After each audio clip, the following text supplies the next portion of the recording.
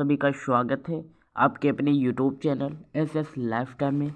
Guys, जैसा कि आपको पता है, मैं हर दिन जीके जीएस की क्लासेस आपको प्रोवाइड कराता हूं, जिसमें कुछ महत्वपूर्ण प्रश्नों को शामिल करता हूं जो आपके एग्ज़ाम में बहुत ही महत्वपूर्ण होते हैं। ठीक है, यहाँ से आपको हर एग्ज़ाम के लिए कम से कम 1-2 नंबर के क्वेश्चंस क्लियर हो जाएंगे। ठीक है गाइज, अगर आप मेरे यूट्यूब चैनल पर नए हैं तो यार चैनल को सब्सक्राइब कर लीजिए और बेल आइकन बटन को प्रेस कर लीजिए, और अगर वीडियो अच्छी लगी तो यार लाइक करना ना भूलिए। तो बढ़ते हैं हम पहले अपने प्रश्न की तरफ। देखिए, जो आज का हमारा टॉपिक है वो अनुच्छेद पर आज आधारित है। ठीक है, संविधान के जितने अनुच्छेद हैं उस पर आज का हमारा टॉपिक, ठीक है, उसी पर हमारा टॉपिक आधारित है। ठीक है, तो बढ़ते हैं हम अपने पहले प्रश्न की तरफ। अनुच्छेद 124 के अंतर्गत क्या होता है? ठीक है, तो अनुच्छेद 124 के अंतर्गत सर्वोच्च न्यायालय की स्थापना और संविधान के कुछ नियमों को भी रखा गया है। ठीक है, तो वहीं बात करते हैं अनुच्छेद 125 के अंतर्गत क्या होता है। तो अनुच्छेद 125 के अंतर्गत जजों का वेतन आदि का लेखा जोखा होता है। ठीक है, लेखा जोखा होता है। आपको नेटवर्क इशू के कारण आवाज़ में थोड़ा परिवर्तन दिखेगा। तो वहीं बात करते हैं अनुच्छेद 126 के अंतर्गत क्या होता है। ठीक है, तो कार्यवाहक मुख्य न्यायाधीश की नियुक्ति अनुच्छेद 126 के अंतर्गत होती है। तो वहीं बात करते हैं अनुच्छेद 127 के अंतर्गत क्या होता है। तो यहाँ से तदर्थ न्यायाधीशों की नियुक्ति होती है। ठीक है, जो न्यायाधीश होते हैं उनकी नियुक्ति अनुच्छेद 127 के अंतर्गत होती है। ठीक है, एंड बढ़ते हैं नेक्स्ट क्वेश्चन की तरफ।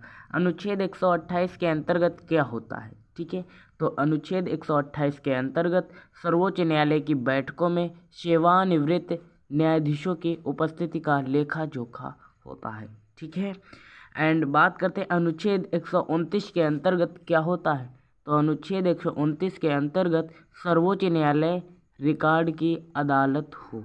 ठीक है, तो वहाँ पर सर्वोच्च न्यायालय की रिकॉर्ड अदालत होती है 129 अनुच्छेद के अंतर्गत। ठीक है, ये लेखा जोखा रहता है अनुच्छेद 129 के पास।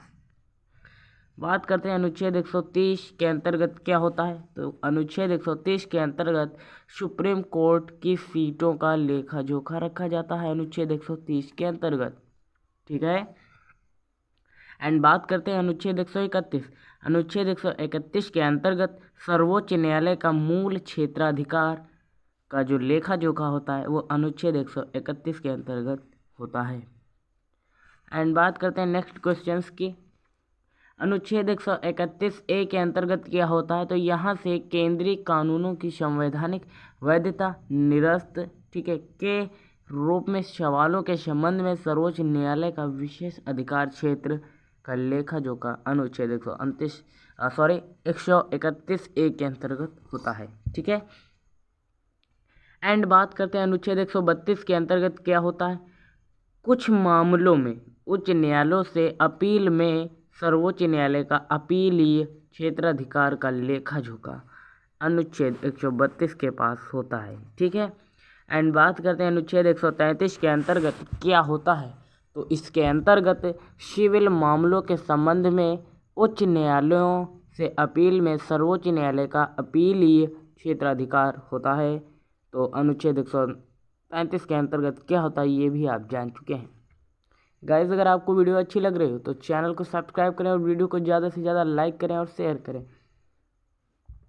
एंड बात करते हैं अनुच्छेद 134 के अंतर्गत क्या होता है। तो आपराधिक मामलों के संबंध में सर्वोच्च न्यायालय का अपीलीय क्षेत्राधिकार अनुच्छेद 134 के पास होता है। एंड बात करते हैं अनुच्छेद 134 ए के अंतर्गत क्या होता है। अनुच्छेद 134 ए के अंतर्गत सुप्रीम कोर्ट में अपील के लिए प्रमाण पत्र का जो लेखा जोखा होता है वो 134 ए अनुच्छेद के अंतर्गत रखा गया है। तो वहीं बात करते हैं अनुच्छेद 135 के अंतर्गत क्या होता है। तो सर्वोच्च न्यायालय द्वारा मौजूदा कानून के तहत संघीय कानून के क्षेत्राधिकार और शक्तियों का लेखा जोखा अनुच्छेद 135 के अंतर्गत होता है। एंड बात करते हैं अनुच्छेद 136, सर्वोच्च न्यायालय द्वारा अपील करने के लिए विशेष अवकाश का जो ये लेखा जोखा है ये अनुच्छेद 136 के अंतर्गत होता है।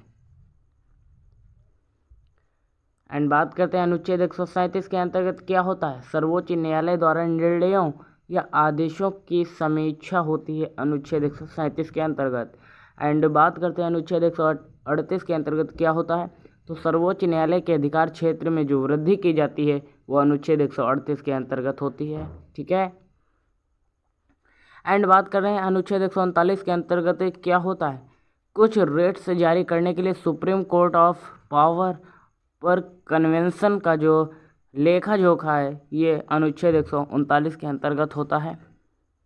एंड बात करते हैं अनुच्छेद 139A के अंतर्गत क्या होता है। तो कुछ मामलों का स्थानांतरण किया जाता है अनुच्छेद 139A के अंतर्गत। ठीक है। तो वहीं बात करते हैं अनुच्छेद 140 के अंतर्गत क्या होता है। सर्वोच्च न्यायालय की सहायक शक्तियों का जो लेखा जोखा होता है वो अनुच्छेद 140 के पास रहता है या उसके अंतर्गत होता है। ठीक है, इतने तो आप समझदार ही हैं। अनुच्छेद 141 के अंतर्गत क्या होता है। सुप्रीम कोर्ट द्वारा कानून सभी अदालतों पर बाध्यकारी होता है। कहने मतलब सुनिए, सुप्रीम कोर्ट द्वारा घोषित कानून जो होते हैं वो सभी अदालतों पर बाध्यकारी होते हैं। तो वहीं बात करते हैं अनुच्छेद 142 के अंतर्गत क्या होता है। सुप्रीम कोर्ट के आदेशों और संदेशों का प्रवर्तन और खोज आदि के आदेश अनुच्छेद 142 के अंतर्गत रखे गए हैं।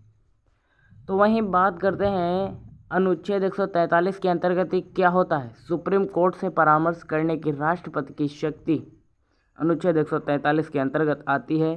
तो वहीं बात करते हैं अनुच्छेद 144 के अंतर्गत क्या होता है। सुप्रीम कोर्ट की सहायता में कार्य करने के लिए नागरिक और न्यायिक अधिकारी की जो सूचनाएं होती हैं वो अनुच्छेद 144 के अंतर्गत आती हैं। तो वहीं बात करते हैं अनुच्छेद 144A के अंतर्गत क्या होता है। कानूनों की संवैधानिक वैधता से संबंधित सवालों के निपटान के लिए विशेष प्रावधान निरस्त किए जाते हैं। ये 144A के अंतर्गत आता है। एंड बात करते हैं अनुच्छेद 144, ये तो हो गया है। चलिए 145 की बात करते हैं। अनुच्छेद 145 के अंतर्गत क्या होता है। अदालत के नियम जो हैं वो अनुच्छेद 145 के अंतर्गत आते हैं। और बात करते हैं अनुच्छेद 146 के अंतर्गत क्या होता है। ठीक है, अनुच्छेद 146 के अंतर्गत अधिकारी और नौकर और सर्वोच्च न्यायालय का खर्च का जो लेखा जोखा होता है वो अनुच्छेद 146 के अंतर्गत आता है। गाइस, आज की वीडियो इतनी ही। तब तक के लिए मिलते हैं नेक्स्ट वीडियो में। तब तक के लिए जय हिंद, नमस्कार।